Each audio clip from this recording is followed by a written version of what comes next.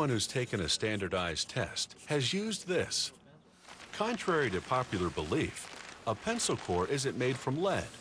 It's made from a powdered mix of graphite, carbon, and clay.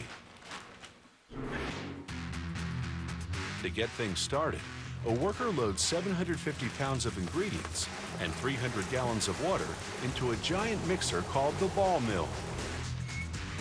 Like most of the machines down here, this one has been in use for almost 75 years.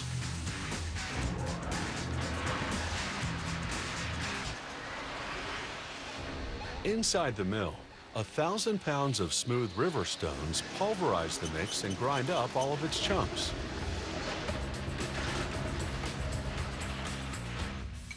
"24 hours later, a worker pumps the thick slurry out of the mixer and into a press that squeezes out most of the water. It takes 2 more days until the slurry hardens into these hexagonal-shaped cakes. The cakes are then dried, crushed, and packed into 5-gallon canisters before it's time for the extrusion machine to create the pencil core. First, a large metal arm begins to slowly push into the back of the canister, much like a caulk gun. The arm forces the mixture out of a small hole at the other end of the canister, where it emerges as a core and drops onto a rotating wheel. 2 fixed blades trim the cores to exactly 7 inches. Then the wheel drops the cores onto a conveyor belt. The moist cores end up in these metal drying cans and then spin on this wheel to dry. Then workers place the cores into a furnace, where they'll bake for about 5 hours at 1,700 degrees Fahrenheit.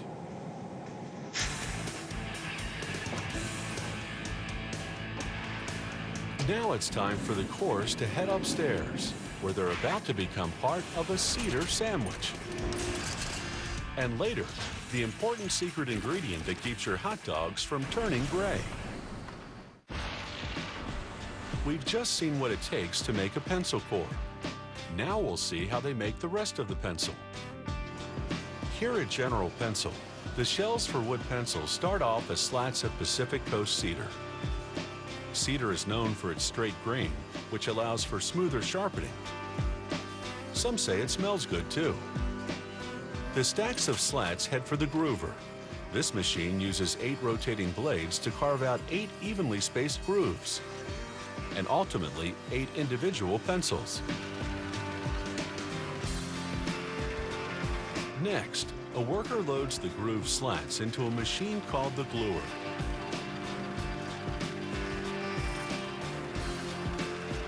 This machine applies a thin layer of glue to each of the 8 grooves.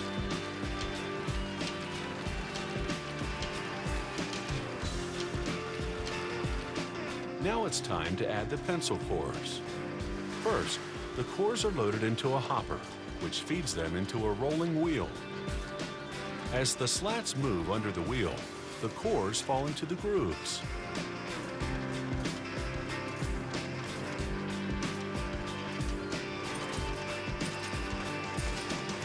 Then, this machine flips another groove slat on top of the first, creating a cedar sandwich around the pencil cores. A machine stacks the sandwiches at the end of the line, and workers clamp them together to dry for 24 hours. So how do these cedar sandwiches become individual pencils? That's the job of the shaper. This machine has a cylinder with 2 identical blades that rotate 10,000 times per minute. As the sandwich passes over the cylinder, the blades make 8 sharp cuts into the bottom of the wood. When the sandwich passes under the cylinder, the blades make the identical number of cuts on the other side. This is the cut that divides the sandwich into 8 separate pencils. Now that the pencil bodies are complete, it's time to paint them their signature color. The origins of the yellow pencil date back to the 1890s, when American pencil makers used Chinese graphite. They promoted the fact by painting their pencils yellow, an ancient Chinese symbol of royalty. A loader pushes them through a paint-filled washer and out onto a conveyor belt. Today, they use a non-toxic lacquer paint, but the old paint used to give off dangerous fumes. That's why they put the paint department up on the top floor, to avoid poisoning the rest of the factory. The length of the conveyor belt gives the pencils just enough time to dry before they're put through the process all over again.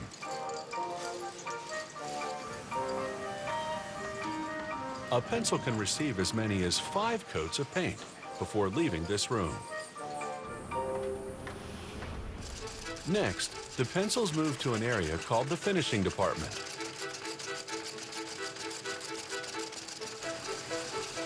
Here, a stamping machine prints the pencil's name and degree of hardness.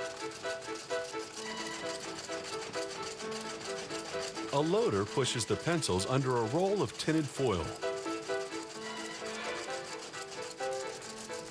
where a hot stamper presses the foil against the pencil and leaves the lettering behind.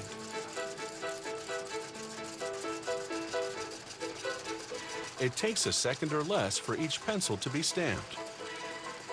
But what do the numbers mean? It's a code. The higher the number, the harder the core. The number 2 pencil is hard enough to reduce smudging, but dark enough to be seen by optical test equipment. Now it's time to add the finishing touches at a machine called the tipper. This is a vat full of ferrules, the small brass rings that attach the eraser to the pencil. The vat rotates and feeds the ferrules down a short track and into the tipper, which affixes them onto the ends of the pencils.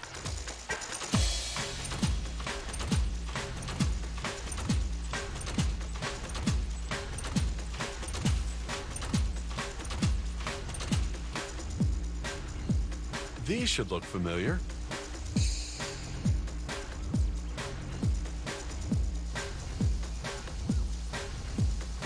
This vat moves rubber erasers up into tubes and feeds them into a second tipper.